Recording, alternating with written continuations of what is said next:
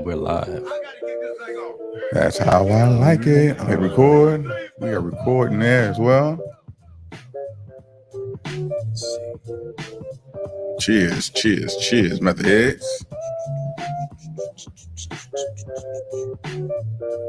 On Instagram. Oh my god. I gotta download all my apps again. You down? Listen, my life is so chaotic. I delete like all of my social media apps on the daily. You be going back and forth. And then I download them again. Just to have them back. When I feel like I got something to say. Like, because sometimes I just be on there. You ever get caught up in the void of social media? Oh, for where sure. You just scrolling, you like, I need to delete this For shit. sure. So I delete it. I literally just go all the way and fucking delete it. And then I be needing it later. I be like, oh, I gotta do a podcast today. See, I feel like I can't delete it because I don't like deactivate it. I just delete the app from my phone, and then obviously when I have to use it, I gotta go through all these steps to get back in. It's basically just a barrier to my addiction. It can be addictive though, so I get it. It's like just not going to the bar if I'm alcoholic. You know what I mean? The equivalent. It's definitely addictive. And I'd be very interested to hear more about that. I've been hearing bad things about TikTok, man. Bad things like what? Not according to Joe Rogan, but it was on Joe Rogan when I heard it. Hey, yes, that's good. I like it. I was listening to Joe Rogan, and they were saying that the app is very invasive, and that apparently the data that they use still flows through China and then back to America, even though it's the American app is based in America. Do you actually trust Joe Rogan still at this point? Joe Rogan, listen. He's a little problematic with like the conspiracy theories and stuff. He definitely he toes the line. He's not the most credible source. Yeah, He's not. This is a fact. He's not bad, but he definitely toes the line of like. He can be convinced of a lot of shit. Like he can be pulled into some shit for sure. Like his guess, he just seemed to believe every guess. And once he kind of latches onto it, it's kind of hard to change his mind. Like he'll develop certain. I listen to this motherfucker all the time, so. But I know. I like the Joe Rogan podcast. Think about it. What? So you listen to regular episodes? Every now and then. I used to, not so much lately. I always like when they had he has a lot of people on there that I just like. He just did a episode with Tom Segura, which is like one of my probably top 3 white. Well, he's not white, but top 3 not black comedians. Method Heads, y'all know how we do, man. We're giving y'all a few minutes to come on in before we hit the start button on the show. Tonight, we just vibing out with Remy and I, man. We got some viral videos that we're going to discuss and just give our opinion and perspective on.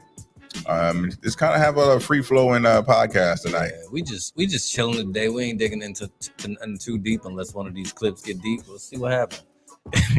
It's all about the energy of the internet today. This is your opportunity to actually grab your drink. Hopefully you got your dinner set. What the fuck are you talking about? Who, me? No, I'm talking to Instagram. It's giving me problems. See, this is why you don't log out of your shit. Mm-hmm. Hard to get back into it. Times and then got to get back into it. You're like, damn, what is? And we got so many goddamn passwords now. Password complexity has gotten ridiculous. You got to be a robot to know your password. Yo, we got a new mixer, upgraded mixer. Listen, we got a lot of new things in the building. Remy went out, got us a new table. We got some new arts. We got some stuff coming in. We're not even done yet. We're not done yet. The old room made new again. This is just the beginning. I'm feeling pretty new. You know what I'm saying? Good, as you should, man. You're having a pretty good year. You're having a good, dope year. There's an old hoodie, though. This hoodie is old as fuck. But everything else is new. All right. I could have did this.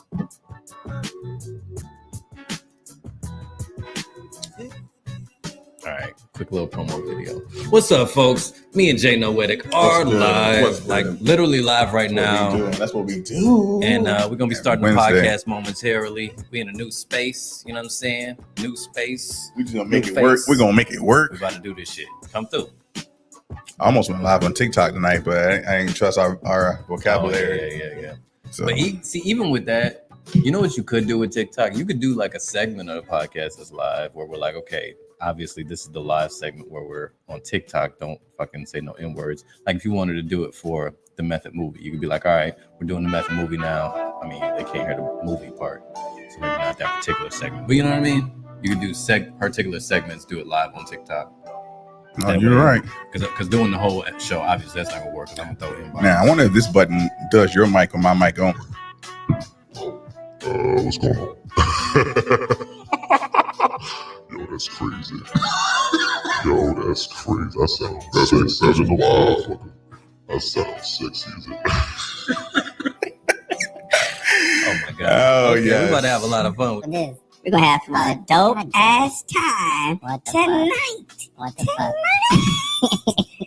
It's gonna be fun. That's why niggas can't have new toys. All right, man. I think it's time for us to get this thing started. Make sure you get the comments live over there. We need y'all interacting with us, and we just gonna start this thing. Have a good ass episode. Yeah, pop up in the comments. Tell us how y'all feeling about whatever's going on.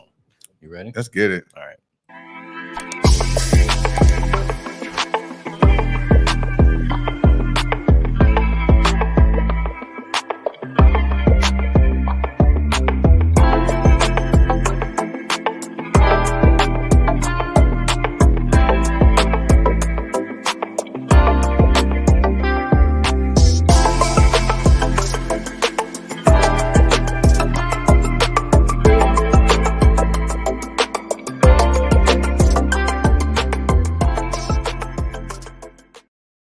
Welcome to a Method Podcast.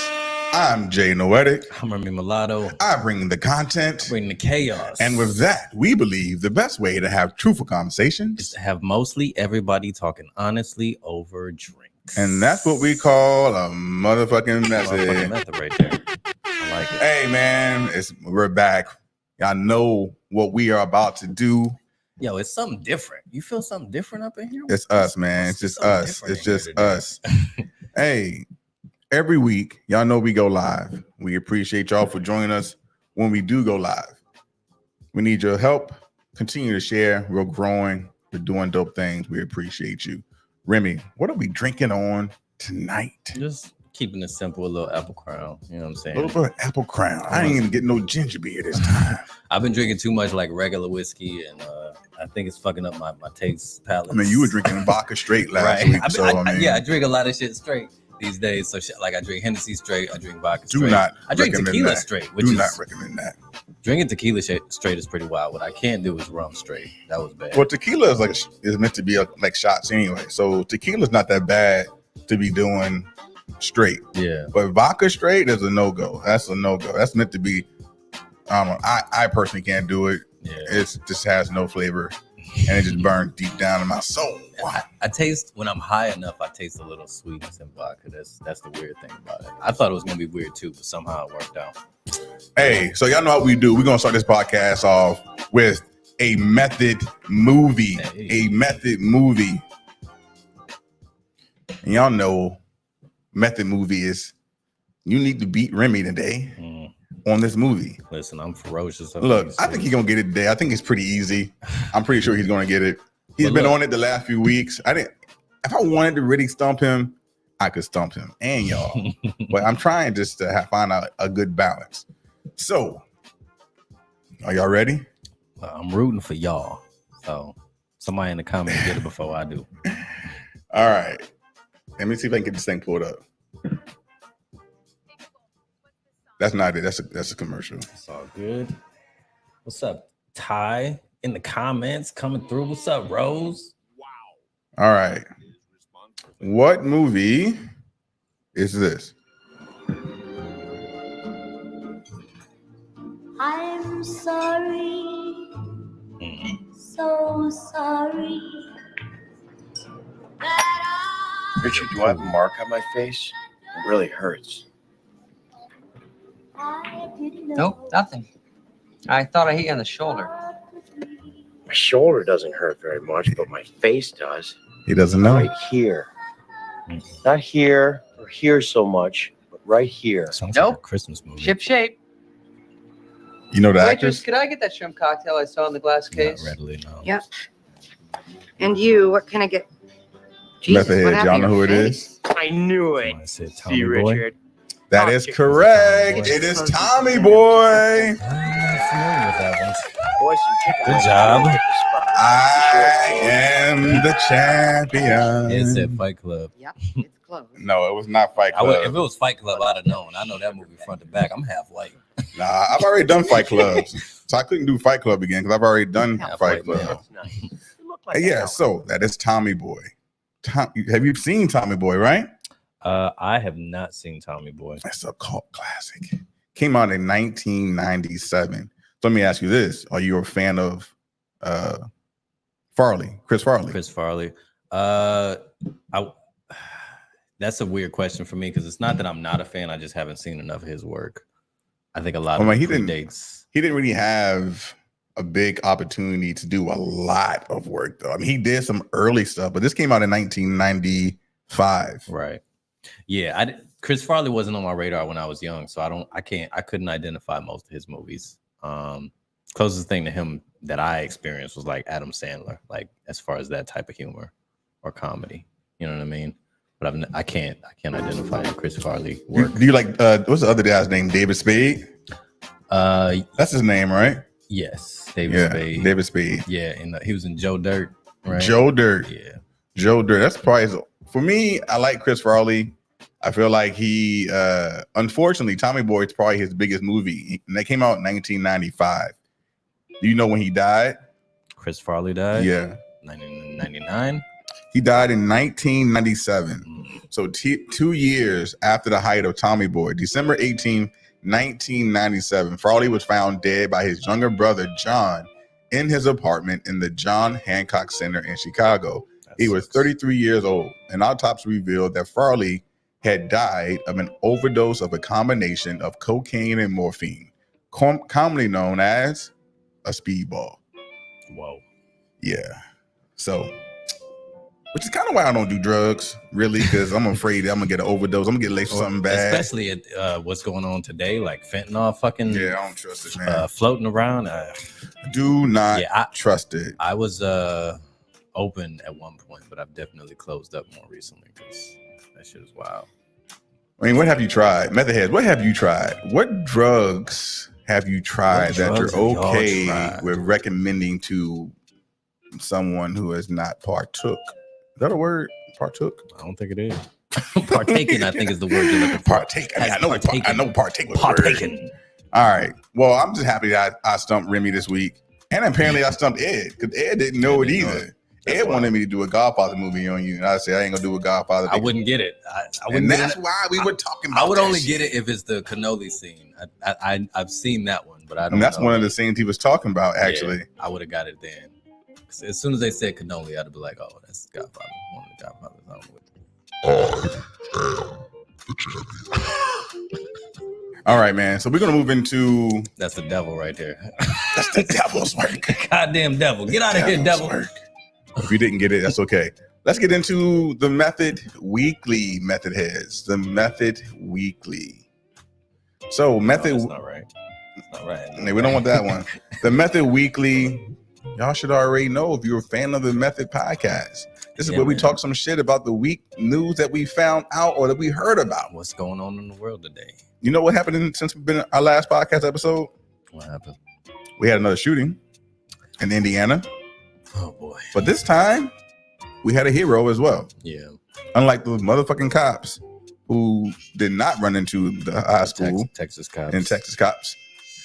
This guy his name is, let me look it up here.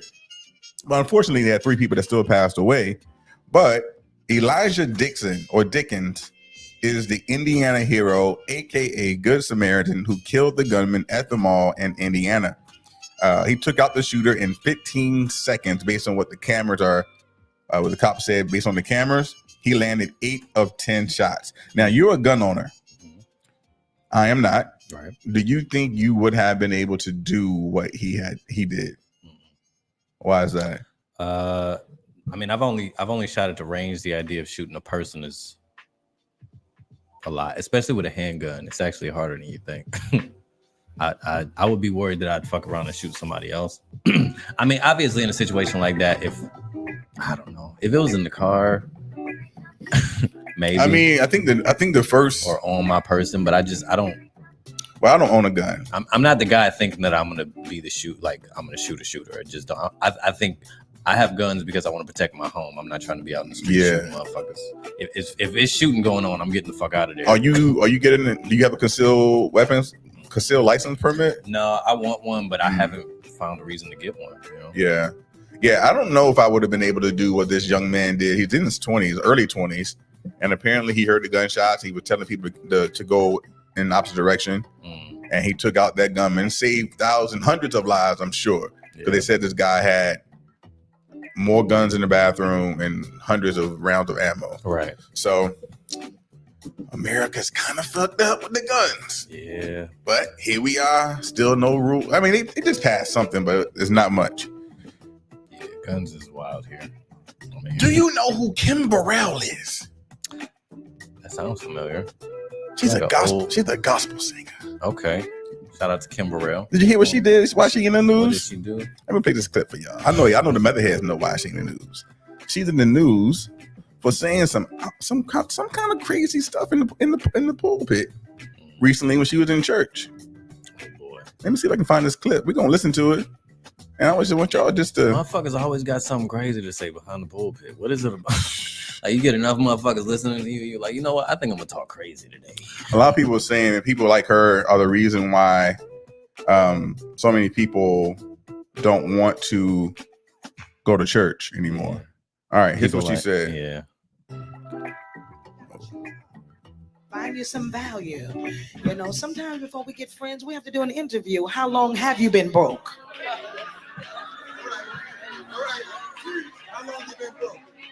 How many times have you changed your name on your light bill? How many of your bills in your little cousin's name? Whoa. Do you live in a trailer home or a house? You know, you understand. And it's not about status or material things. It's just about choices. Is it? You know, life is different now. And, you know, we are at church. Thank God we're here. Those of us who Yeah, walk in that's by kinda faith without a interesting. mask and no vaccine. Oh, you ain't heard the rest of them, And all of it so yet. we It's honor the worse. Lord. She said no mask. God no is vaccine. good. I respect Mm-hmm. all of the men of God here and respect you. Can y'all clap so I don't feel strange right about now? You'll Hopefully validate we'll my get a chance to meet craziness. each other when y'all invite me to come to your church. I'm not as expensive as I seem. Oh, Right? Listen to her. And so I don't know. Maybe you got Call a little herself being leftover from funny. Your PPP loan. Prayer, praise, and power. You understand? Amen. Isn't the Lord great? Amen. Isn't Amen. the Lord And great? so, you know, I like coming here because the ground is already tilled with great personalities. So she like would go Dr. on to Klein. say some stuff about Because being one thing I love ugly, being covered up, and thank God you have your hats on because you're covering up your ugliness. Just roasting her fucking. Roasting people. What? Yeah. So based on what you heard, you have any kind of issues with what she said? I wouldn't go to that church. Like, I mean, I get that. I think it She's trying sounds to like be she funny. feels connected to everybody, so she can just, you know. but she was a guest at that church. She was a guest. That wasn't even her church. Really? It wasn't even her church. Damn. So it just makes you wonder, like, She probably didn't want to do that shit. She was like, if y'all invite me, I'm dogging the whole fucking audience. Broke ass motherfucker. so she had to come out, and people were trying to cancel her, and she was Yeah. trying to say she apologized, but she didn't apologize. Not really. She was like, but all y'all doing this stuff too. It ain't about what other people are doing. You're supposed to be a leader of the people. Right. You're supposed to be representing God, that church, and you're being nasty to people. So it doesn't take much for people to lose faith in church. You know what I mean? Like, so you come Yeah, across that's- somebody like that who was being nasty, they could have lost members Right. based on that. Yeah, But- that's not nice. But We wouldn't do that to y'all method heads. We love y'all. Oh, we gonna do it. Maybe not as bad as she did, but that was trifling. All right. Anything else you got from the Method News, man? The Method Weekly that came across your timeline? I thought I had something. Let me double check because In the meantime, what we feel like is often a joke to people. Like you feel like I'm doing a joke, but it's offensive to someone else. We got to be mindful, especially when we are in a spotlight where we can lead people or inspire people or encourage people or change people's lives, what we say out of our mouths can be very impactful. So the fact that she said that stuff in a joking manner is very disrespectful. Yeah, that's All right. So today, what we're going to do is, for the method message, is talk about our perspectives on different topics, right? Or different viral clips that were trending this week in social media. So you want me to go first, or do you want to go first? it really doesn't matter. My clips aren't in any particular order. Okay. Some of them are relationship based, and some of them are just kind of random or whatever. So y'all will only hear the audio. We're gonna just react to the audio as well, and then we'll give our perspectives on it. And we want y'all in the comments as well, telling us how you feel about it. Okay. So this one, calling. If I can open it, there we go. When couples first meet and they fall in love, that in love thing is limerence. And it's chemicals, cocktail, oxytocin. So when you're around that person, you're like, I love being around that. I love thinking about that person, butterflies, all that stuff. And it's an addiction. But between 1 to 3 years, it goes away. And once that chemical goes away, then it's like, wah, wah, wah. What's wrong? Mm-hmm. And when that chemical's there, we automatically focus on the things we appreciate about the other person because it's the chemicals. But once it goes away, it's like, wait a minute. You're not, something's off. You're doing this wrong. You need to do more of this. I don't feel it. You need to do this. And we start looking at what we don't like. And the more you do that, the more you're going to see, the more you're going to get, the more you're going to see. Then your partner's going to get demotivated and do it back to you. Now, all of a sudden, you got an adversarial relationship and couples are growing apart. So what we've learned is that no matter what we go through, keep focusing on the things that we appreciate about each other. And appreciation is love in its smallest and most concentrated form.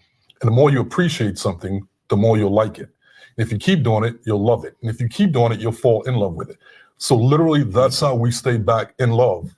All right. Thoughts on that, Method Heads?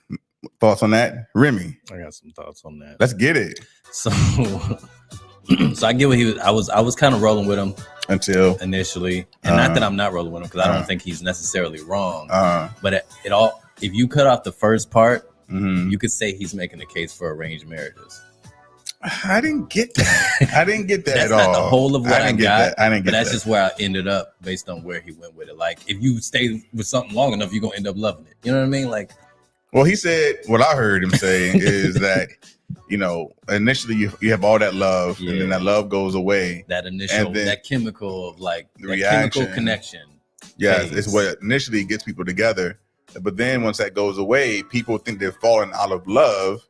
And they start seeing all the shit they don't like. Right. And it's like, they start seeing the actual person instead of the shit that. Yeah. And they start complaining about the stuff that the person's not doing instead of, and to his point, it was like he's saying you need to appreciate the things that that person does or brings into your life. Yeah. What do you feel like is the most important thing in a relationship for you?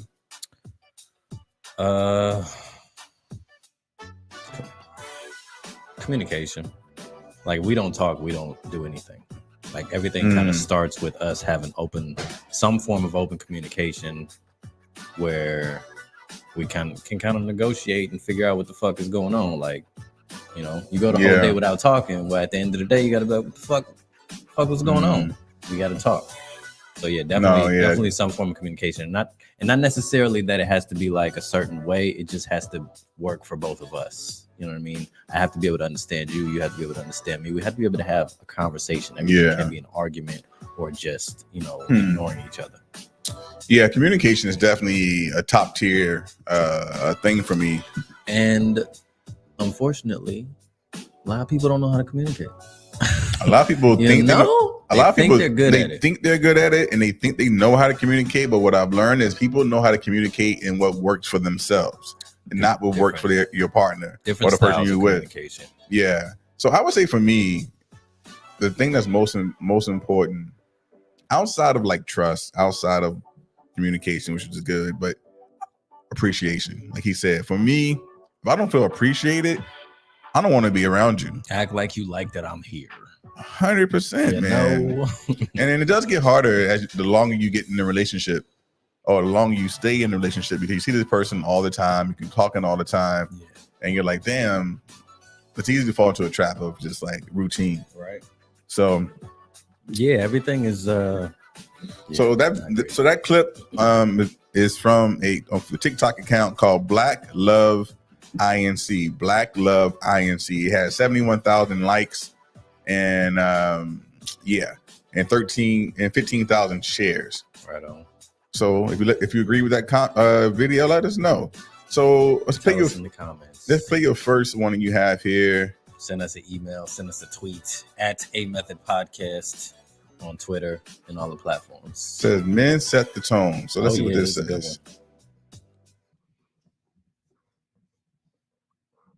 So if a man goes in and he sets a tone, I had to set a new tone in my house, which now the tone that I'm setting, Kim creates the atmosphere for.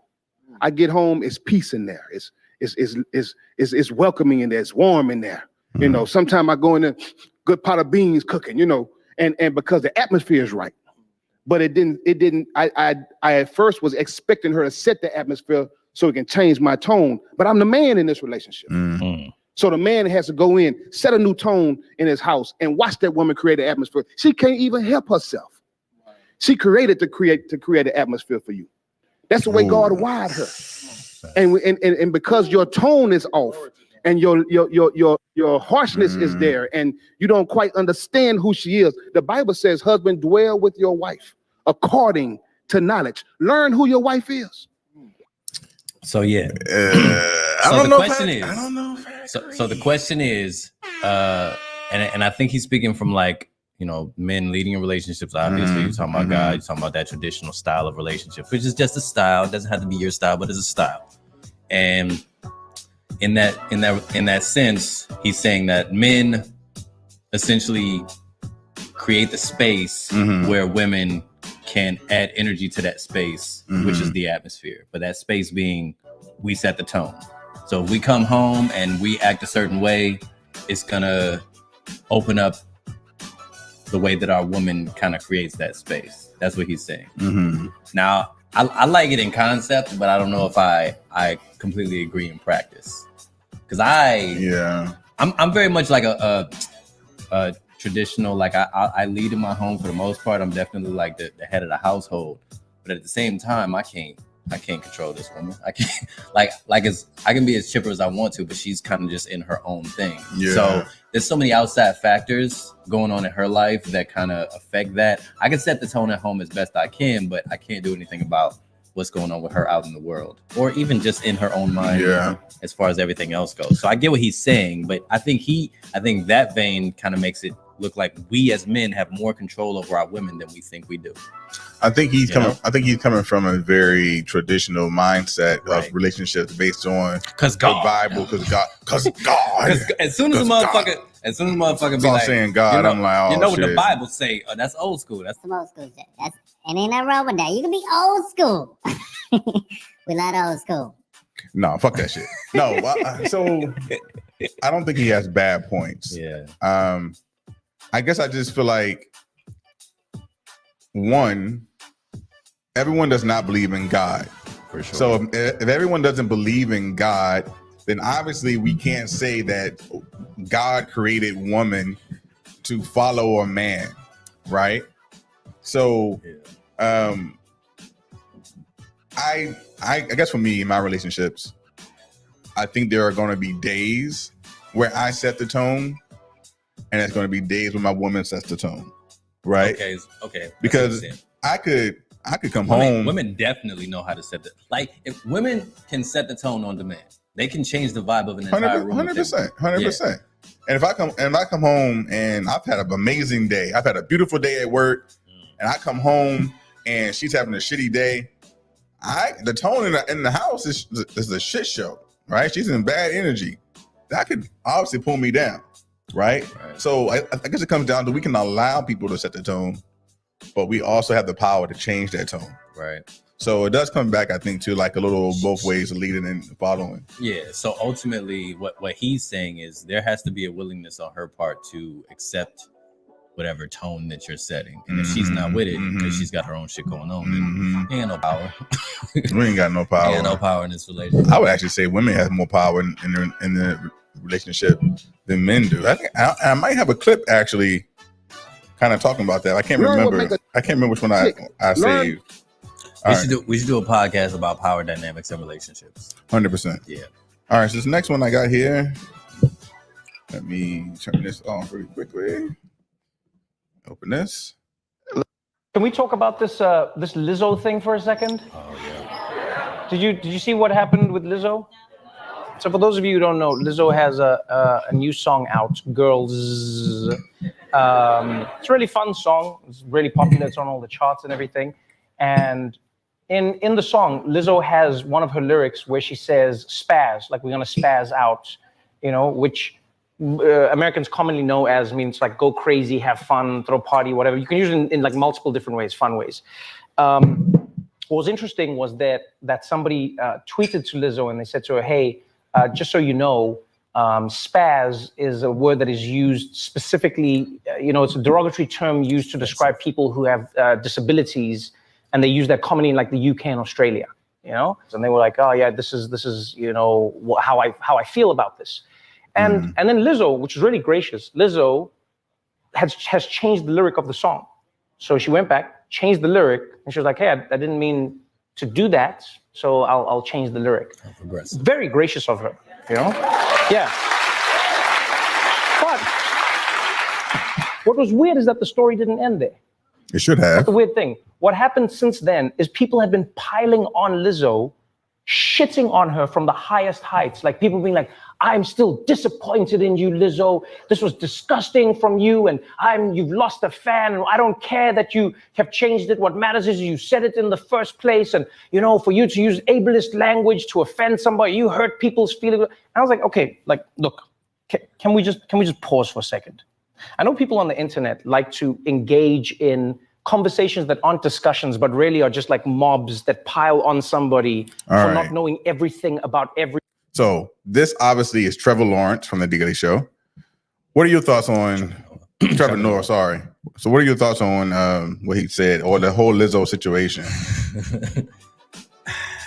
Every time Lizzo is like in the news or Lizzo comes back up and I'm hearing about her, it's one of two things. Either her ass is showing. Either I'm looking at her ass, yeah, or somebody's talking about her ass being out, 100%. or whatever. So a lot of people have decided that Lizzo is like the punching bag of the now times or whatever. She's the one to like be mad at or whatever, just because she's big and she's confident, which is like that's her whole thing. She's a big, confident woman, and people got a problem with that. I think you shouldn't. I mean, you have a problem with the word that she used. The word spaz. No, I don't personally, but so he goes on further to say in that clip that like fag is bad here, right? Yes, but they say it in the UK all the time. It's a different word. Can I borrow a fag? Yeah. So if they come here and they start spouting that shit off, we're gonna educate them. We're gonna be like, yo, come on, we don't do that. So I get it. If I'm in a space where it's not okay, I'm going to be more considerate of that. And that's what she did. And I think that's good. We need people like that. Yeah. We need people who are willing to do that. Because she didn't have to change the word at all. Yeah. She could have just left it. Fuck you. And there's plenty of artists that would. Like Kanye, or maybe Kanye. I don't know. There's a lot of artists. like, bitch, I didn't know that was what that meant. That's a y'all country problem. Yeah. I personally don't have an issue with Lizzo in general with her body and what she does, what she shares, and that's her body, right? Right. But I am definitely tired of social media people who feel like you have to know everything and be everything right, even when they didn't know it themselves. And just 5 minutes ago, they had to Google it themselves to find out what it was, and then they come back and get on social media Yeah. and act like they knew it the entire fucking time. Yeah, they be on some like trying to make you feel wrong about some shit that they had to just look up. Yeah. You didn't know. You didn't know. You didn't fucking know.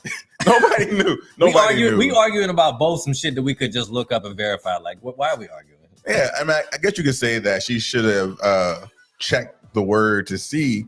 But if it's a word you've been using your entire life, no one's ever said anything about it, that's how you use it. There's no reason for you to go and look and see if the word has any negative connotation to it. Right. So I just, I'm not a fan of cancel culture. I feel like people pile on celebrities a little too hard sometimes. I mean, it's their favorite thing. It's literally everybody's favorite thing to do is find a fucking celebrity to be a punching bag. Yeah. And especially, I don't know, Lizzo. I don't know why people don't like Lizzo. She's nice. She's friendly, as far as we know. She's trying to help people in her own way. You know what I mean? She's just trying to give big girls and girls like her somebody to look up to. Period. And she's doing that. And she's doing that. She's doing that. And ain't nothing wrong with that. Nope. All right. We're going to move on to Remy's second clip that he has. Talking about your friends. I think you'll like this one. Maybe. Hey, friend. Look. Y'all really don't need to tear other people down in order to lift other people up. You really don't need to tear somebody down when you're complimenting somebody else. And if somebody tears your friend down while they're trying to compliment you, if they're like, you're so much prettier than so-and-so, you dress way better than so-and-so, you da-da-da-da, better than da-da-da-da, like, and that person that they're comparing you to is your friend, and you don't correct them and you don't say, what the fuck are you talking about? Like, okay, compliment, cool, thank you, but you don't, what? Now we got to fight because you talking about my friend. What you mean? Like, and if you don't correct them and you just accept it and you just let another person tear down your friend, you're part trash. of the problem. You're a trash individual. But yeah, let's just let that go. Let's let it go, okay, friend? All right. Love you. Bye. So the thing about that for me, I understood what she was saying, but maybe I just haven't fallen in that space. Like, I know people who don't necessarily fuck with other people, but depending on like my relationship with those people, I just either have my relationship with that person and then my relationship with the other person, and I'm not like piling on about the other person when I'm around the other person. You know what I'm saying? Like if I like you for what reasons I like you and you don't like that person, that's y'all thing. And I don't necessarily have anything to do with that. You know what I mean? Yeah. So I get what she's saying, Yeah. but if I feel like she's more talking about like friends that she has and then acquaintances who are talking about her friends, then you got to fight them, I guess. But if it's like friends that you have that don't fuck with each other, Yeah. you know what I mean? That's kind of where my brain went with it. No, I don't.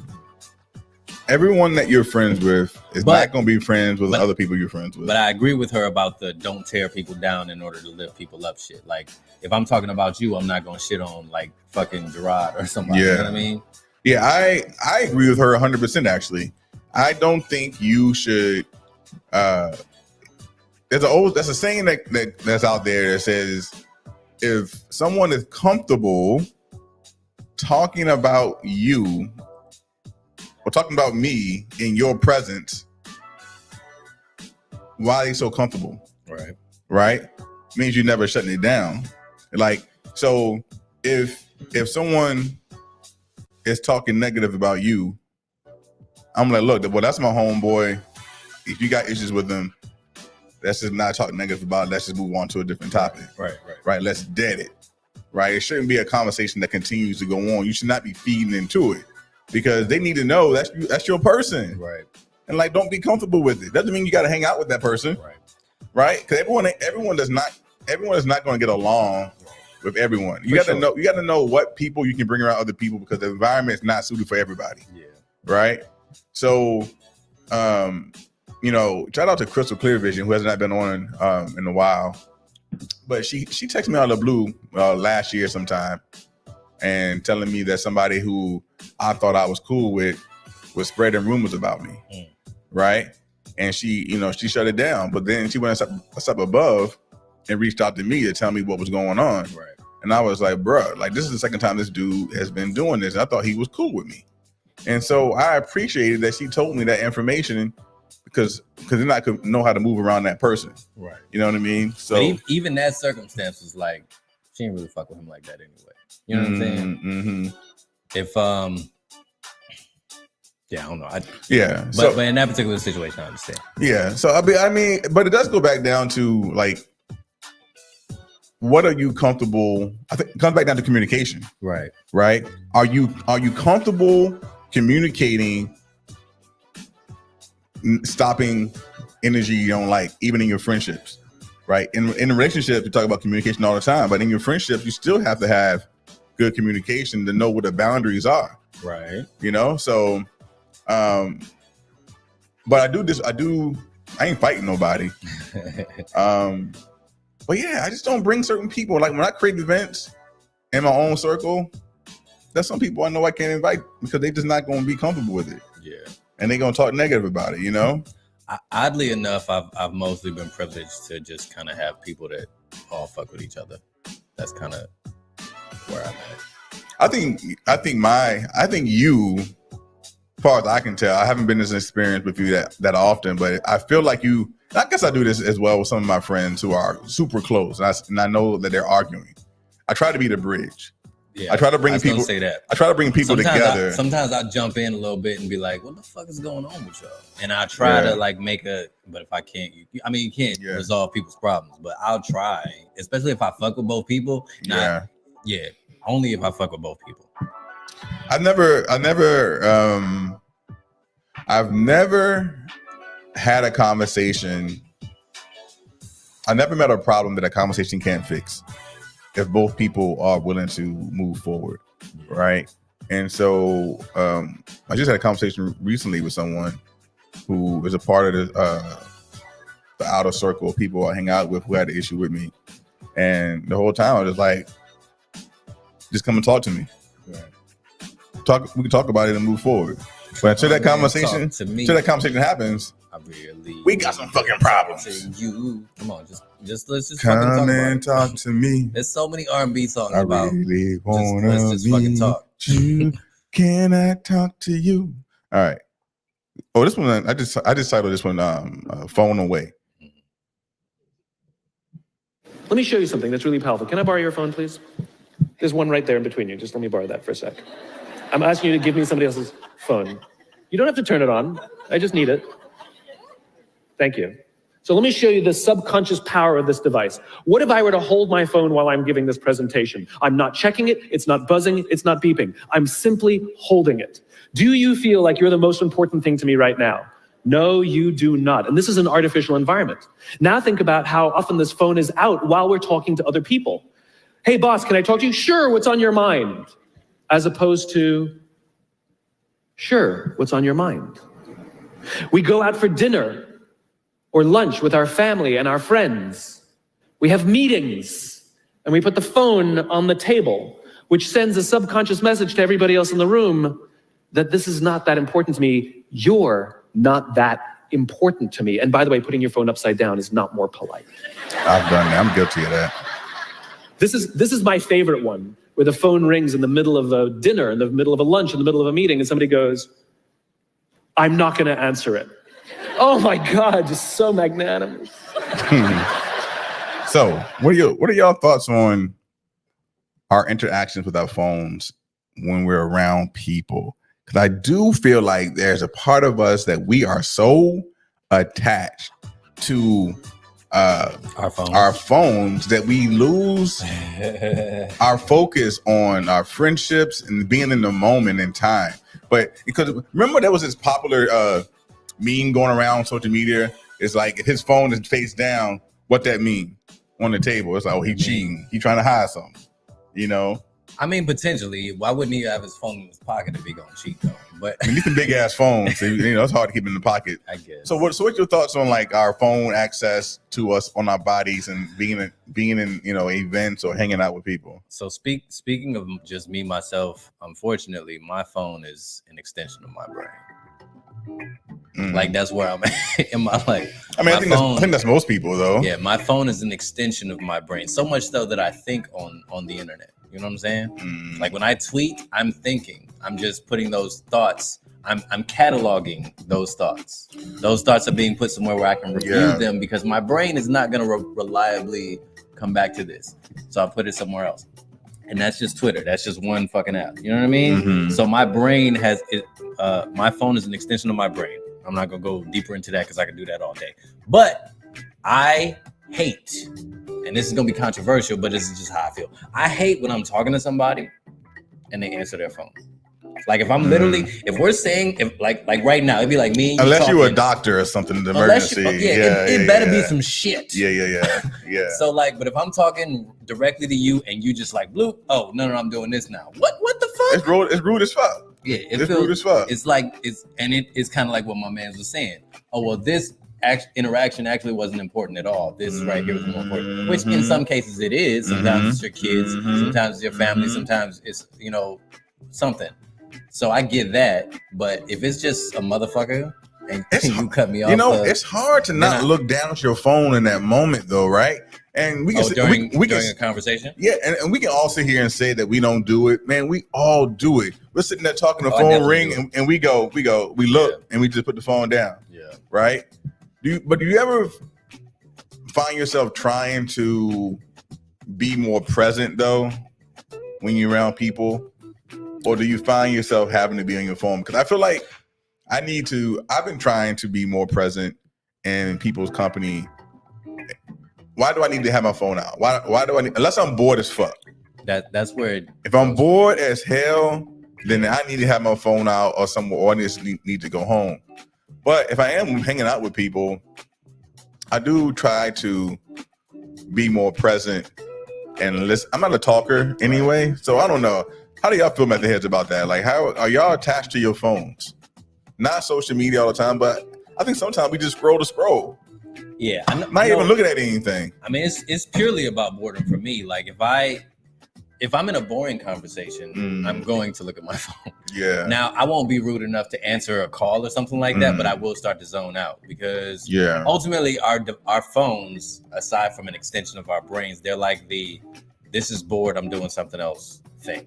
Like it's something that anybody can go to at any time. It's not even rude to kind of look at your phone anymore while you're having a conversation. You know what I mean? Like before it wasn't something you could do. We call ourselves multitasking, but you're literally toning somebody else out. All you're gonna say is, "Oh, that's cool. That's okay." I get in trouble in my relationship with this all the time. I got in trouble. And look, I got in trouble with it in my past relationship, and what I would tell you, brother, is to work on putting that phone down. Because there's a difference between there's two different types of quality time. There's regular quality time where you're just in one another's space, right, and doing different things. And some people are happy with that. Like that's how I am. Like I'm completely happy with us being in the same space and doing different things. And I feel like we've had amazing quality time. But then there's other people who, when they say they need quality time, they need undivided attention. Right. They don't want you on your phone. They don't want to be in there. But my thing is, don't complain about me being on the phone, and then you go get in the phone too. Right. Then it's gonna be a problem. It's gonna be a problem. Yeah, problems. All right. I done fallen into that trap a handful of times. Now, are you trying to work on it though? So I'm pretty, depending on the space or the environment, I'm pretty good about it. Like I want to talk to my girl, believe it or not. I want to talk to her more than she wants to talk to me. So I'm actually better about it than she is. So you said she's on the phone more than you are? Yeah, but not necessarily out in public. Yeah. It's more so when we're like chilling at home and we start to get into like what I feel is a interesting conversation, and then but like she's too into her phone to understand what I'm saying, and then when that happens, usually I just fucking go to my phone. You know what I mean? Mm-hmm. Something like that. All right, we're gonna move on to Remy's next clip. We're gonna move on to the next clip that Remy has. Yo. I'm gonna love this. I love this thing. And yes, to V. marry somebody who is Hold your on. equal, Oh. and to marry somebody and to be with some. Did I turn it off? Yes. V. Someone did have a problem with me, but it's all settled now. It's all good. All right. This next clip is from Michelle Obama. Yo. Let me turn this off real quick. The goat of first who ladies. wants you to win as much as you want them to I'm win. sorry, I was Rosa. important to marry somebody who is your equal, and to marry somebody and to be with somebody who wants you to win as much as you want them to win. I was talking to a good friend of mine earlier today about thinking about marriage like we think about sports and like you picking your team, right? I mean, my husband is my teammate, and if we are going to win this game together, he has to be strong, and he has to be okay with me being Michelle's strong. way. I do not want a weak player on my team. Don't want no bum ass on my team. Right on the bench. Sometimes we accept weak in one another because it feels easy, you know, and be cautious of the man or woman who wants just the easy person, the person who's not going to force them to grow, the person who's not going to expect them to change, who's not going to hold them accountable. Because if you want to be on a winning team, just like you pick somebody, you wouldn't pick somebody off the bench who's just going to show up weak. You want to pick somebody who is going to carry you through, and those are the things that LeBron get you over the James. hard times. But Michelle, you said something interesting. You said marry someone who's your equal. You know, we're at a stage now That's where Gail. many women out earn men, and I think that's very difficult for some men. And I've gotten to the place where I don't want to be a nurse or a purse. So when you say marry somebody, I like that, A nurse or a purse? I like that. So when you say, and I would like him to have his own teeth too. So when you say you're equal, what do you Throwing mean? shade. You know, and equality is not just measured in terms of the wallet. I'm not just talking about, Not oh, just you talking gotta about the be wallet, baby. this person or that person. Equality in terms of the values that they carry. You know, it's like honesty, you know? I mean, look, honesty for me is the beginning, the middle, and the end. I just wouldn't want to be bothered with somebody that I couldn't trust on a day-to-day basis. Because Go ahead. So I was rolling with that because, especially at the end there, Michelle was like, well, when we talk about equality, we're not necessarily just talking about money. And that's the important part to remember. Yes, there. because and I think the issue is the wording. The word equality doesn't really fit. I think balance is the thing that you need to understand as far as relationships go. Like it's like a fucking seesaw. You know what I'm saying? Like if you're holding up your end of the seesaw and you feel like she's not doing enough, or that depends on a handful of factors. You know what I'm saying? Is she doing anything over there? Is she still over there? Like you don't know. Y'all gotta check in with each other and focus on. I think balance is essential. Like it's probably like top 3 for me, next to like communication, is focusing on that balance of like, what are we contributing? What are we bringing to the table? I'm so happy. I shouldn't happy. I'm glad that someone with the status of Michelle Obama said what she said about equality being more than just someone's money. It's not about the money only, right? Obviously, you don't want to date no broke man, but best believe ain't no man want to date no broke woman. Yeah, it's a lot of broke women thinking a lot of broke women out y'all here. broke bitches supposed to be dating these broke niggas. Like that's 100%. But it's important. And that's when TikTok would have cut us off right there. Yeah, 100. Yeah.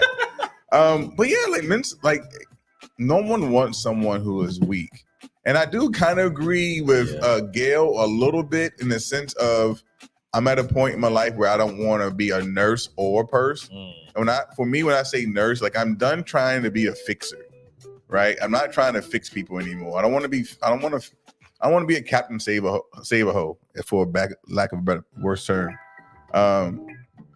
It's to take too much energy. And we all are slightly broken, and we all can be with someone who can help us become better and grow. But if you broke mentally, physically, financially, and spiritually, I don't want nothing to do with you. You ain't gotta be strong, but you gotta have a strength. That's a word. You know what I'm saying? That's a word. Hold on. You ain't gotta be the strongest. I got a clap in here somewhere. In here somewhere. Listen. You ain't gotta be the fucking Incredible Hulk, but you gotta have a strength. You gotta have something that that you can add. We got any words in there from the method heads? We got V up in here. She said exactly, broken all across the board is exhausting. She said I have men tell me your money and degrees mean nothing, but how can we be equitable if you're pretty much downplaying everything about me? Yeah, don't downplay it. Again, comes back to appreciation and communication. If you are shitting on my life and what I do, then I can't be with you. Like, you need to appreciate what I bring to the table. Listen, relationships got 3 ingredients: appreciation, communication, and fucking. Oh, sorry. And penetration. Oh, I was right. I was right. 100%. We That's doing the a best way. motherfucking podcast. That's the best way. All right. Okay, this is the one. All right. So this one I think is going to be a little controversial. Not controversial, but it kind of goes back to an earlier clip that we played where Remy said that his clip that men set the tone in the relationship. This is from a TikTok guy, the Toastmaster, the TOS Master. So not often do I change my opinion on things, but recently I've been thinking about a happy life, happy wife. I've been thinking about it. Now, and I always said that it was happy spouse. Okay, look, I just want y'all to. I don't know this man. I don't know nothing about this, but my man is sitting in the car by himself. Like, he looks like a broken man. Can I just say that? He looks like a broken. I mean, everyone does videos from the car. Like, his though. wife is in the house fucking tripping, and he's like, "Nigga, I'm going to the car." All right, that's all I'm saying. Playing the back. So not often do I change my opinion on things, but recently I've been thinking. But he could be broken about a happy life, happy wife. Yeah, I've been thinking about it. Now, and I always said that it was happy spouse, happy house, happy house. But then I started thinking about it, and I started doing the statistics on it. Now, I want y'all to bear with me. And I think about this. 95% of marriages are initiated by men. So men control marriage or when you're going to get married. Right. But women control divorce. 70% of marriages, or divorces, I'd rather say, are initiated by women. Okay. What that tells me is that if the wife is not happy, then you're going to get divorced. And I do believe that happy wife, happy life is true. I mean, I'm just saying the stats say it. Only 30% of men initiate divorce. You got to be a really pissed off man to say, hey, I want to get divorced. We put up with a lot of stuff. We'll put up with a lot of things before we be like, it's over. Maybe I'm wrong, but the stats are saying otherwise. All right. Let's talk about it. Let's talk about it. What's the cheating stats? Who cheat more, women, wives, or husbands? Listen, because if you factor cheating in, it kind of makes sense why women get divorced. Because men stay longer even if they're cheating and fucking Right. Yeah, for sure. But do we agree with happy? I don't personally agree that happy wife, happy life. And that's the opposite of men set the tone. That's women set the tone. Yeah. That's But I purely don't. women set the tone. I feel like that's a very miserable relationship where you feel like you only can be happy in life if your wife is happy. So I disagree with that perspective, but I do agree with him in the fact that women control divorce. Right. Men control the who gets married. Right. But women control the divorce. Women are the ones that are ending the relationship. So do you agree with happy wife, happy life? Well, I've always been an advocate of happy house, happy spouse, but that's because I'm not. If I'm not happy, we not happy. Say that again.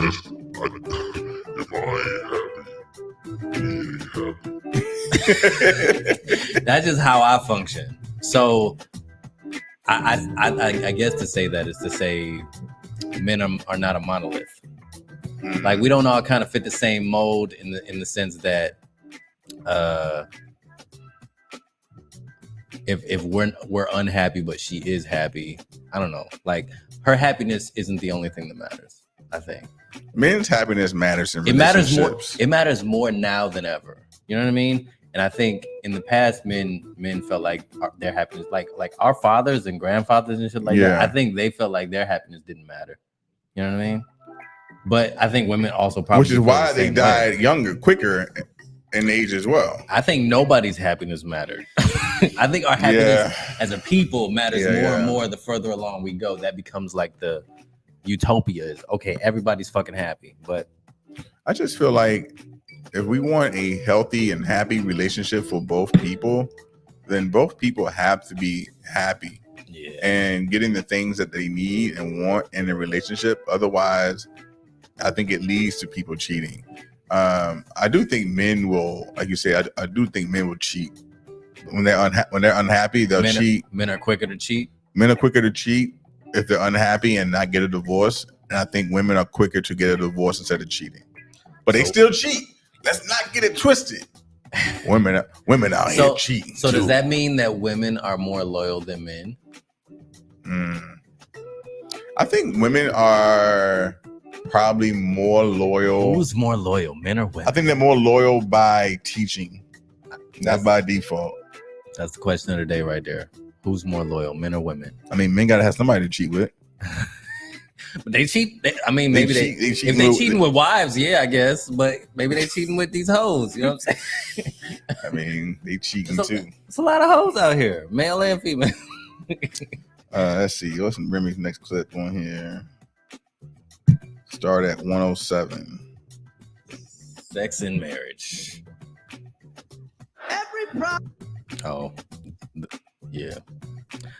By the great. Let me know if y'all know who this is. He got slapped recently.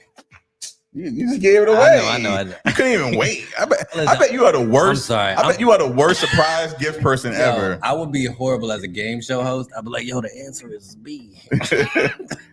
All right. Let me stop this. I want you to win so bad. Together. How do you stay together? You gotta fuck. It's that simple. You got to fuck. People always say, oh, when we got together, it was so much fun, but then problems arose. No, they didn't. Nothing arose. Every problem you have today, you had when you met. But you were fucking, so you forgave. Is that true? Is that true, y'all? Right. You knew he didn't do dishes. But he gave you good dick. That was a swell trade. Dick for dishes. Dick for dishes. You used to love washing them dick dishes.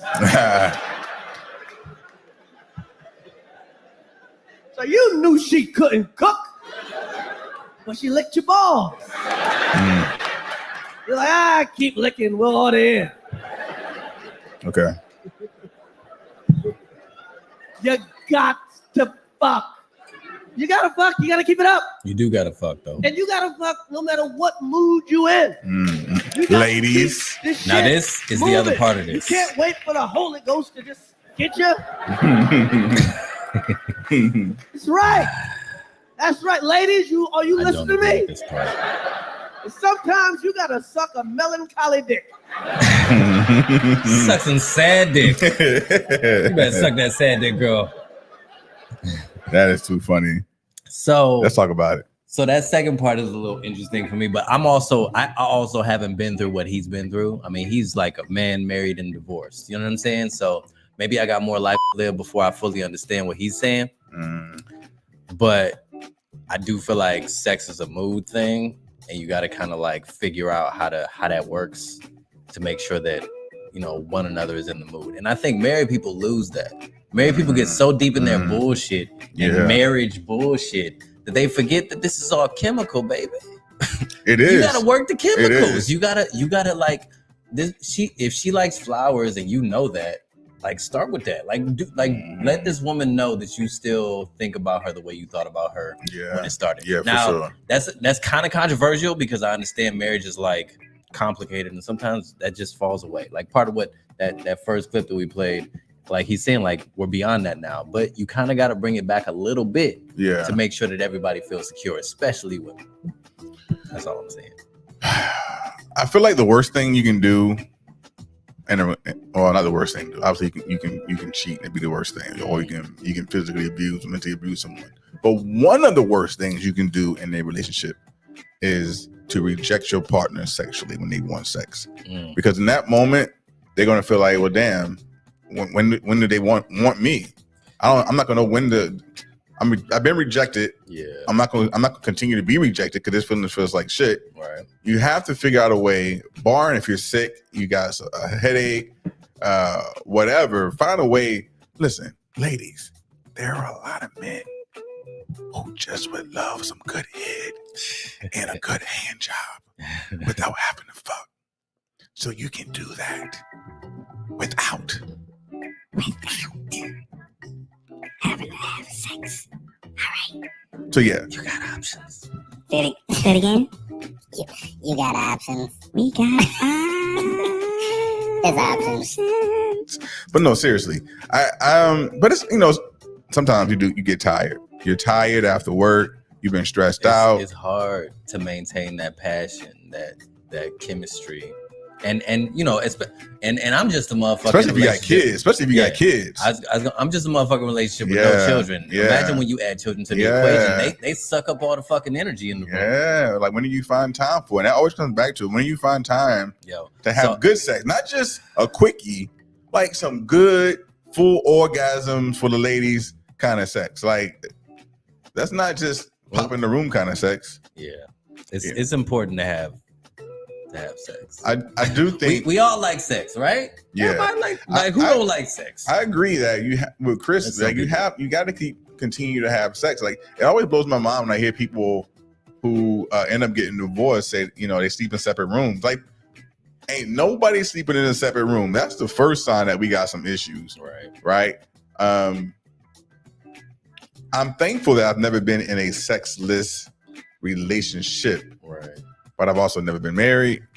I've never dealt with depression. Again, if it's something major going on, you gotta be a little more, you know, aware of what's going on with them. Yeah. So yeah. Sex, marriage, sex and relationships. Have you ever been turned down from sex though? Like in a relationship? Absolutely.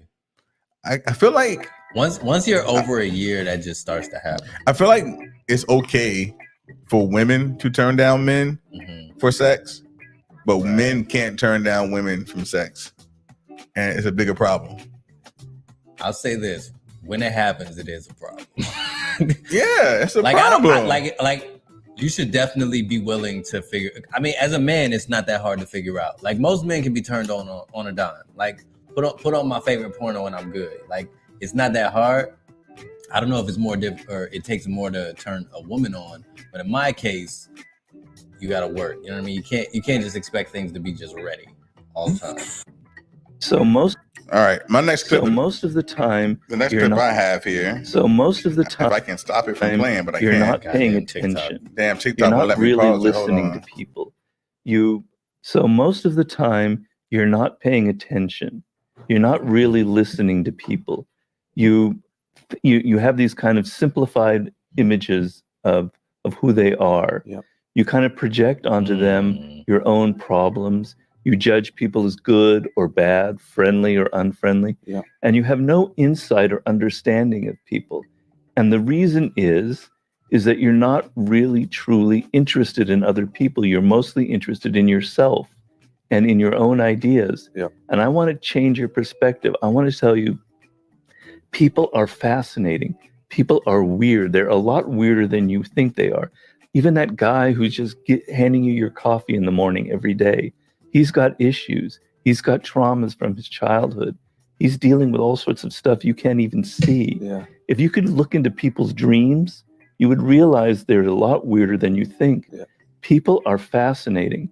So most of the time, you're not paying attention. Do you think you're not you really listening are good at listening to people? No. No? No. Why do you think that is? So I don't agree with him that people are fascinating. No? No, man. So you don't think no one's fascinating? No, there's plenty of fascinating people. There's plenty of fascinating people. What would make someone fascinating in your opinion? You gotta say something that I haven't heard before. You know what I'm saying? It has to, and it can't be. You got to say something I haven't heard before, but it can't be like something I can't even remotely comprehend. So there's a realm of my understanding required for you to be interesting to me. If you're like a crazy person, I'm not gonna know what the fuck you're talking about. If you're just flat, boring, nothing you like, you don't have any interesting stories, you don't watch none of the same show, like you have nothing that I can relate to, or nothing that I can laugh about, or not, like, yeah, give me something. Then it's hard for me to engage. So that I have to be engaged, and I have to be able to understand you intellectually. You can't be like beyond me in a way that I can't get it. Gotcha. So I guess for me, I think anyone that I don't know can be a fascinating person, because there's so much more. Well, I guess it depends on your definition of what makes someone fascinating. And you got to be willing to start the conversation to see. Yeah, because I enjoy going to a random bar and sitting if I'm traveling, I go to the airport, right. I sit at a bar, I sit down, and the person next to me, I have a conversation. Who is it? Who are you? Right. Where are you from? What do you do? What brought you here? Where are you traveling? What are you hobby? Like, those things are fascinating to me. And so I think everyone, especially at the airport, especially airport. I made a post the other day. I said, "What's your favorite thing about traveling?" And everybody kind of chimed in what they liked. I like the food. I like whatever. And the reason I even posted it was because the thing I realized I like the most about traveling is actually seeing other tourists from other places. You know what I'm saying? Even if it's from where I'm from, it's kind of like, yo, we fucking ended up here at the same time. That's crazy. You know what I'm saying? Yeah. And if it's not, it's like we're from Australia. I remember one of the times I went to Vegas and I met some gentlemen from I don't even know. They were from some wild country, like way far away, and they had on these like suits that had cards on them. So they were getting free drinks everywhere they went or whatever. They were just having a good ass time in fucking Vegas, but from out of the country. So I enjoyed that. I enjoy shit like that. If it's interesting, and that to me is interesting. I think people are interesting until you show me a little socially awkward. Like at that point, I'm like, if you're doing some socially awkward stuff, I'm like, okay, you're no longer sort of fast. You don't know how to be in public. Yeah, this is your first day out in 365 days. Maybe it's an astrology sign. Like, I know I definitely enjoy getting to know people and digging into their mind, like why they are there, who they are. What does it take? Right. How did you get to the point where you are? Right. Mentally, what created this person? But like he said, like, people have traumas, childhood traumas, while they react as adults that they might not even be aware of. But from outside looking in, you see it and you're like, damn, you struggling. I just read a book about that. A book by, did you see the movie Shazam? There's a whole social media thing about Shazam not ever existing in this universe. What you mean? The movie Shazam? With Shaquille O'Neal? I mean, with Sinbad? No. Oh. Did I say Shazam? You said Shazam. I'm talking about the new one. What's the new one? Ain't there a movie called Shazam? Am I tripping? You might be. Listen, the superhero, and he's a child, but then like he says like Shazam, and he becomes. I'm not. Don't mess it up. Don't mess it up. Do it on your phone. Look, man, there's a movie called. You might be right. I'm just not. I just don't know. I don't know. But I know what you're talking about. I'm talking about this Shazam with this white dude. Okay, yeah. I haven't seen so it's a movie called Shazam. It's a recent movie. There's no movie with Sinbad in it called Shazam. I know everybody thinks that it's not a thing. It's Kazam with Shaquille O'Neal. Okay. Okay. We'll talk about that another day. All right. So this gentleman, he has a lot of childhood trauma. The lead actor in this particular movie. Old. And I'm gonna say it again. He wrote a book about it, about just like all of that shit. And he was talking about just how his mom was, how she was just kind of like her way of addressing him was like, get away from me, you little shit. And that's just how that was their relationship. That was the entire. And she's a crazy. For all intents and purposes, she's a crazy person. Gotcha. To me, I don't know her. To him, that's his mom, who's a crazy person. So he's like really fucked up, or he was fucked up for a while because of it, and then kind of like he reached the point where he like got this role as Shazam. It's like, okay, I think I have value now. I think I finally understand that I have value. Not even just that, but like other things in his life, obviously. We don't. So yeah, a lot of people don't realize that shit digs deep, man. How much trauma they still have that's from their childhood. This is kind of funny trauma. I did a post today about spam. You ever had spam growing up? No. Spam is for spam here in America was. I don't know about that broke ass. For poor black people, spam was the thing here. And I would just remember, like even now, like even back when I was growing up, I used to eat Vienna sausages. But it could be a slightest trauma from childhood that you don't even realize that you do it. Like I was still periodically going to a store and buy Vienna sausages, right? Because you like them. You like. I grew up on it. Remember these? I remember these. I wish I didn't have to eat them, but I ate them. As an adult, I can afford steak. Yeah. But my ass go into the aisle. Ooh, Vienna sausages. Let me grab some Vienna sausages. Let me grab some Spam. Have you know, ever? It's like, have you ever had bacon out the microwave? Bacon out the microwave. Did you know you could cook bacon in the microwave? Why would you want to do that? See, that's my shit. Why would you want to do that? I can cook because it'll. Why would you want to mess up bacon? You don't that way? understand. No. You said mess up. See, you're wrong. That's where you're wrong. No. Listen, anybody who has had bacon out of the microwave, I'm telling, like y'all motherfuckers know. We're not doing that. Y'all I'm fucking gonna know. try. Ed, all right. Tomorrow we're gonna cook some bacon in the microwave. Bacon in the microwave, dog. I'm telling you, it's different. All right, this is your last You clip can't here. sit here and tell me you don't think. I'm going to say it again. I'm 13 years old. All of you are adults. Adults, right? You can drive, you can drink, you can vote. I don't have that. When I asked my mom if I could be dropped off here, her response was, "Is it safe?" This is a young black teen, by the way. Is it safe? You know, we had someone come up here and talk, don't teach our children to disobey those who are protecting us. I don't see them protecting me. If you want to talk about those protecting me, I look to those who are standing right now because my trust isn't in them. She's talking to police. I don't trust any of you. I don't trust any of the police officers because you have shown time and time again that like a panel. We cannot trust you. I go to City High Middle School, just voted the top high school in the state. You know what they teach us? Teach us to speak up for yourself. We're IB learners, right? We're smart. None of you are smart. None of you can recognize murderers. You can identify that there is a problem, but you cannot fix it.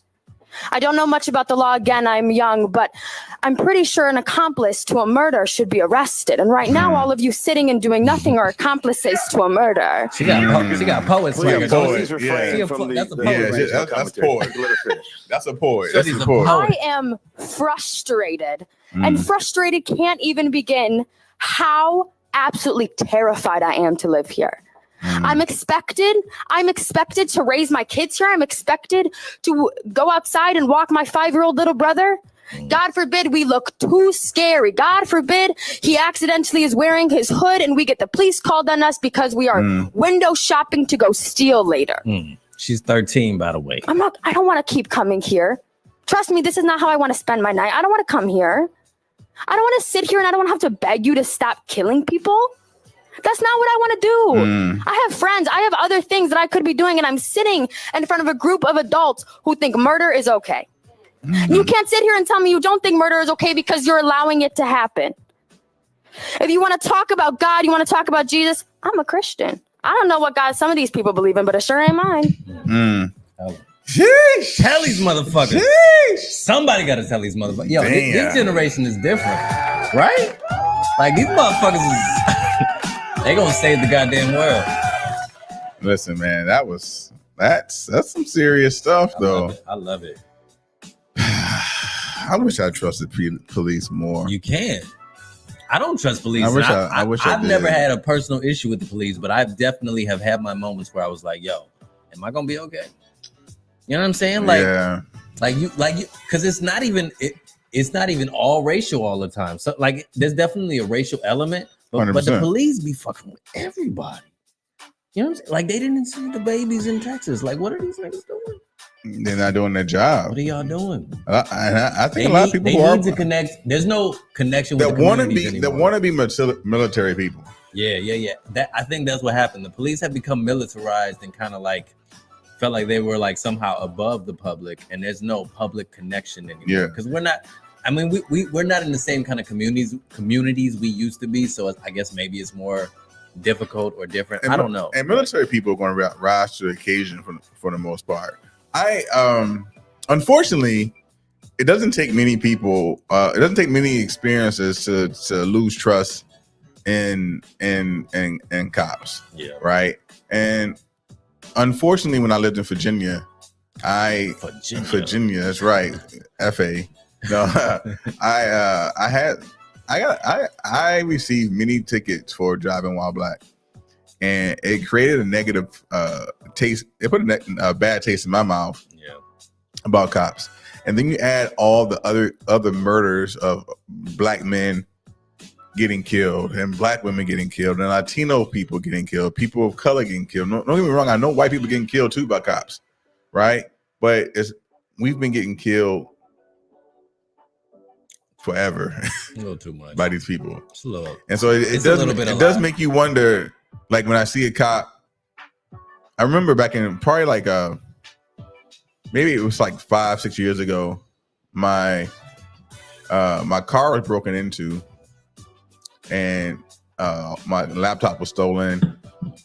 I lost an iPad, and but you know, you have like Find My Phone and stuff like that once it gets turned back on. And I remember calling the cops, and making filing a report and everything.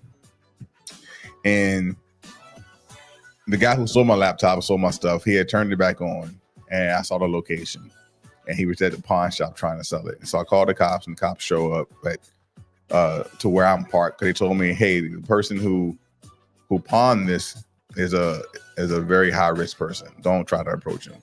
You don't know what's gonna happen. So I didn't approach him. By the time they got there, he had already left.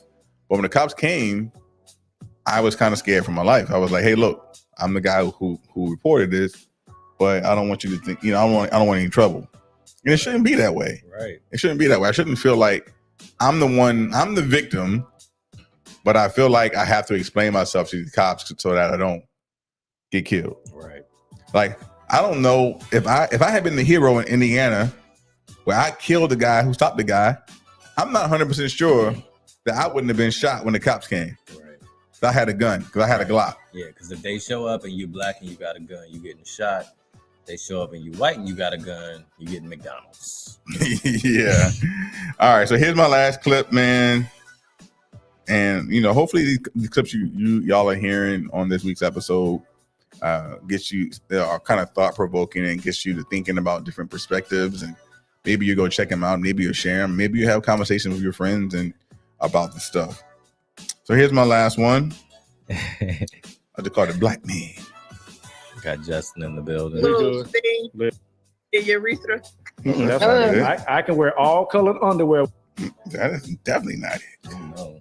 What's going on here? Technical difficulties. I guess it's gone. Maybe someone deleted it. Oh, that's too bad. It was controversial. It was about to be lit. They deleted it. They deleted it. Goddamn. So basically, it was a clip of what's the black guy that's very controversial that no one likes? Kanye West. No. Other black guy who did all the teachings and the teaching. Who hate white people. Kevin Samuels. We did it. No, not him. Oh, the one that's had the school, raised all the money, didn't do it. Omar. No, fuck. Dr. Umar. Dr. Umar. Dr. Umar. Yeah, I got you. So it was a clip that was trending on TikTok about that. They must have removed it. Damn. But he was basically talking about how America had an agenda against black men, right. And how in the 70s the government decided to remove black men from the houses by taking away the jobs, like. Because in school, at one point, you used to be able to go to school. In high school, you could teach the skills to become a plumber, a carpenter, electrician, et cetera, and that was taken away from high schools, which is where most black people got their certifications from. And then he was saying how they came in the 80s and introduced cocaine and crack into the communities, and black men only had two options, mainly either sell cocaine or sell crack or smoke crack, but I can't be in the house. So he was just talking about how, you know, black men are the only demographic of men who are out.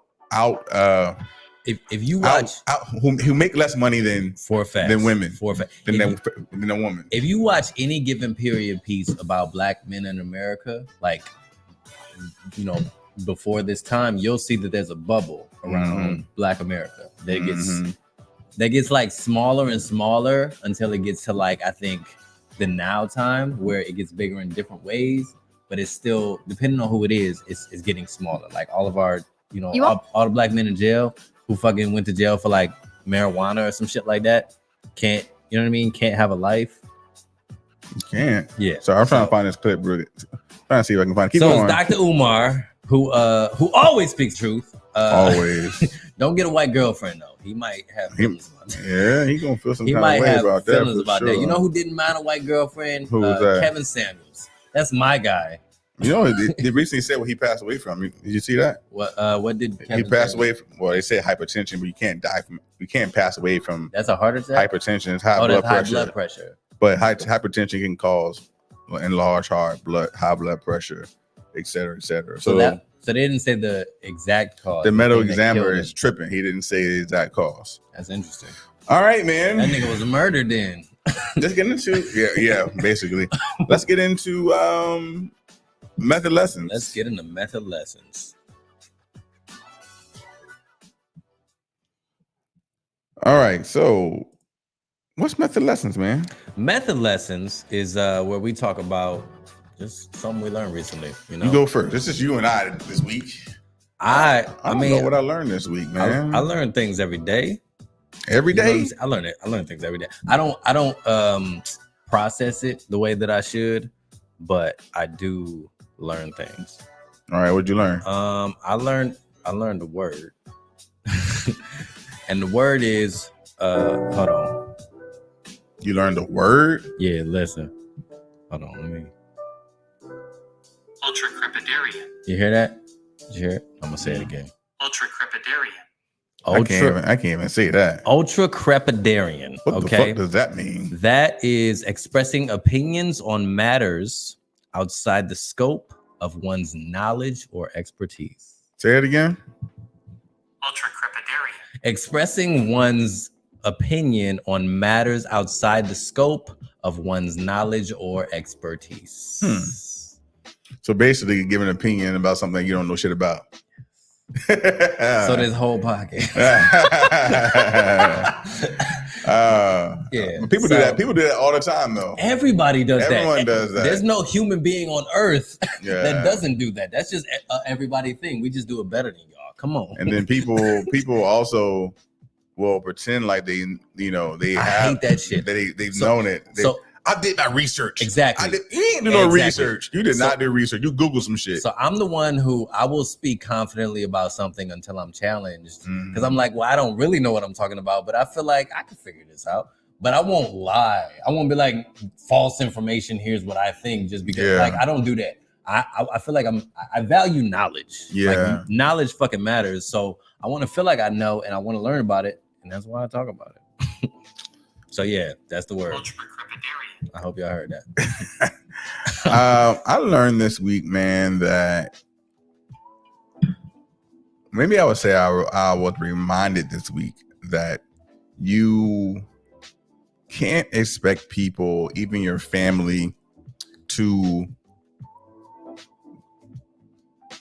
show up in ways that you would show up for them. Right. And so I have a situation going on. Like, I won't go into too much detail, but I have someone that is moving away. They haven't told me directly, and they're just gonna uplift and take their whole family away to a whole nother location. I've heard it from someone else. Right. I have a problem with that, especially not being like part of the conversation. Yeah, because again, we can't expect people to do what we would do, right? But you will hope on some level when it comes to at least your family that they would just reach out and say, this is what's going on and this is what I'm doing. Yeah. So it kind of hurts me. It hurts my heart to know that this is happening. Maybe they think you got too much of your own stuff going on and like Jay out here. Oh man, maybe. But you know what? All that takes is a conversation. That's true. Somebody's got to initiate the conversation. I'm not initiating the conversation. I decided in 2022, in 2021, during the pandemic, that I was no longer going to be the bigger person. I'm tired of being the bigger person. I'm not being the bigger person every time. So if you got a problem with me, you better come and talk to me. Listen, y'all. Jay got sick of y'all in 2020 and 2021. 100%. So in 2022, he's like, fuck that shit. Just give him till 2023. Nah. He might come back and be like, all right, let's have these conversations. Goddamn it. I'm all for a conversation, man. Nigga, Trump about to get elected again. Oh Lord, don't say that. Nigga, we gotta get 6 vaccines now. Man, don't say that. I mean, I'm just saying it's gonna be a wild year next year. Maybe. But we want to know what you learned this week. What y'all learned this week? Let us know. Come in the comments later. Send us an email. We like to know that the people that are following us are learning things on a regular basis. You ain't got to be the most educated person in the world, but at least learn something new every week, right? Ain't got to be big. You know what I mean? It could just be like, Kim Kardashian's left titty is bigger than her right titty. Like, whatever information you feel is necessary. I saw this to share with the world. I saw this wild porn thing today. Oh, Lord. Can I share it? Can it be part of my method lesson? I guess it can. I learned that being an elf is a fantasy for a lot of people. They want to fuck that. That makes like the women, like the women have like these elf ears, and like, don't ask me how I know. Actually, I blame Justin Ebanks for knowing this because he told me to follow a certain Twitter account. No, he told me to follow a certain Twitter account on Twitter, obviously. And on my timeline, I'm scrolling, and I see this woman masturbating on Twitter. And she had these elf ears on. I was like, what the fuck is happening right now? Like, I don't understand. I'm going to watch it anyway. But we got to do a porn episode. Man, we got to get Justin on. We'll do a porn episode. But I didn't know that's the thing, man. I mean, I know there's a lot of role playing out there, but I did not know that Fae. They call it Fae. Is it Fae? What's a Fae? F-A-E. I think I heard that initially in like True Blood. That's just very, very right. Yeah, I don't know. All right, man. We gonna move into unnamed. So we out here fucking mythical creatures. Fucking mythical creatures. I mean, it's 2022. We don't know what's gonna happen. So do that shit. Like, I don't know, man. I just find it extremely weird. It's a weird time, you know. Like everybody's doing whatever they want now. All right, man. It's time for unnamed artists. This is the last segment of the show where we get to vote on a song that deserves to be the champion for the week. Yo, this is the after party. I'm pouring another drink. Pour your extra drink. Pour your drink. Get your smoke. This is the vibe session. Like, we vibe all day, but this is like, get your smoke on. Pure vibes. True vibes. Pure vibes. So, listen. One song is a champion. Other 2 songs are challengers.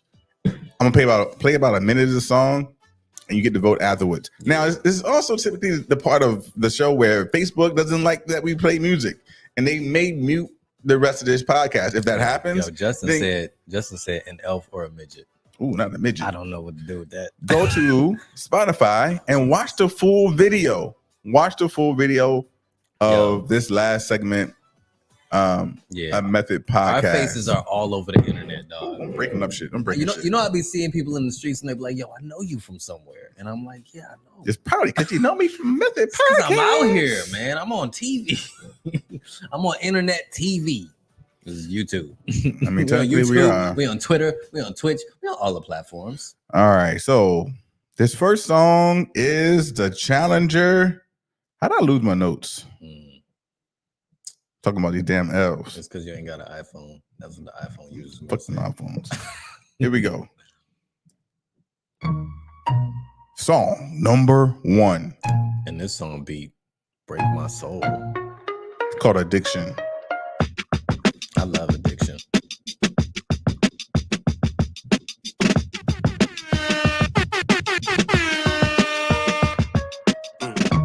Maybe it's the love, the drugs, the weed, the pussy. Maybe it's all the above. Maybe I don't need a hug. Maybe I'm just fucked up. We sound so good.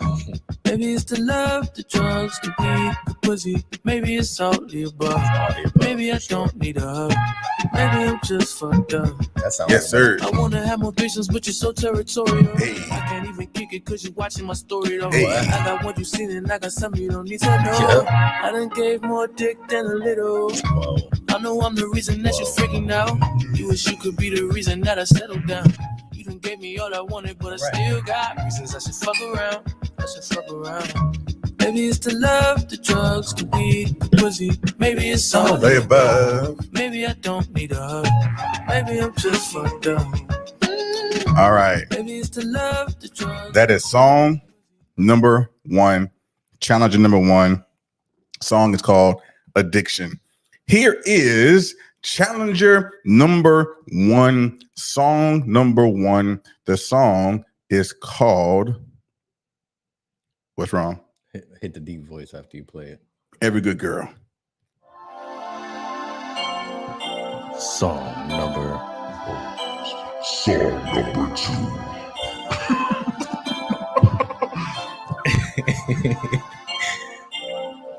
How does the song make you feel? Every Good Girl. It feels Every good girl need a savage.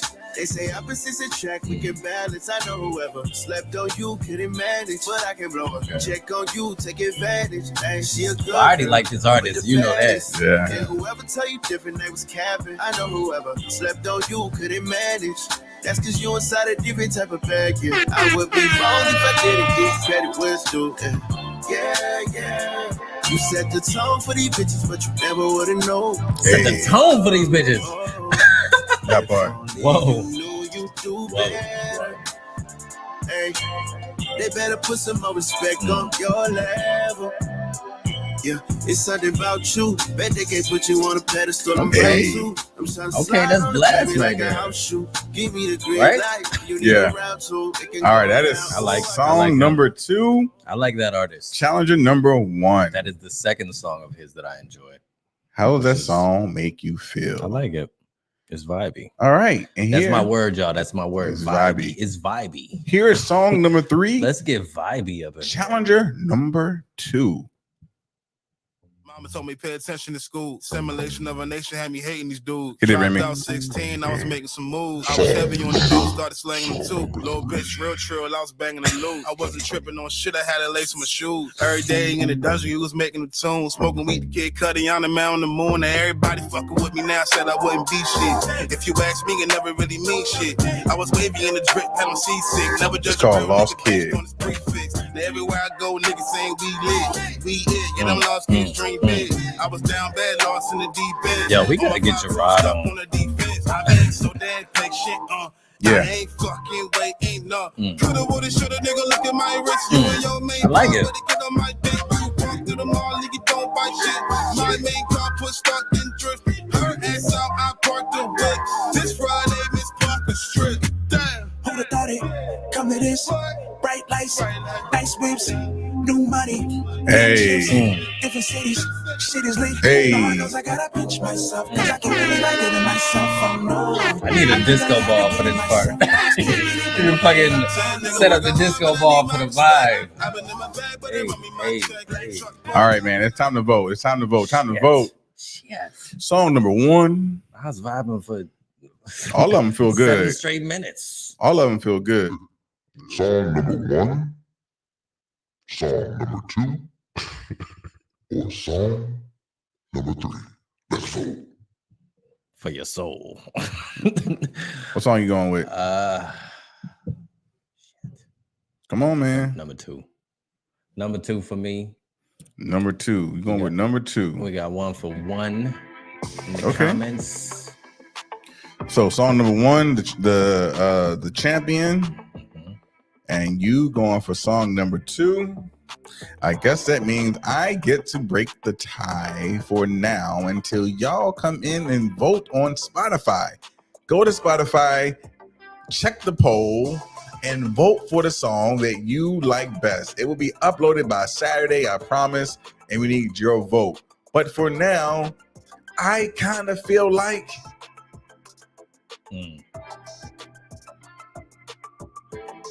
song number 2. Okay. I kind of like song number 2 just a little bit better. I mean, song number 1, I like all of them actually. All of them were kind of a vibe. They all bang. For sure. But I'm gonna go with song number 2. Oh, wait. So he did 1, I did 2. Oh, we got 2 for 1. We got 2 for 1. We got 2 Shit. for 1. So that's 2 for, that's a tie then. No, we got 2 for 1 and 1 for 2. That's one there. I mean, I was gonna go for 2 just because. So song number 1 I is didn't even Brent. know you was here, Ed. So song number 2 is Brent Fryaz. That's the champion. So look, man, the fans have voted. The fans have voted. Y'all outvote us.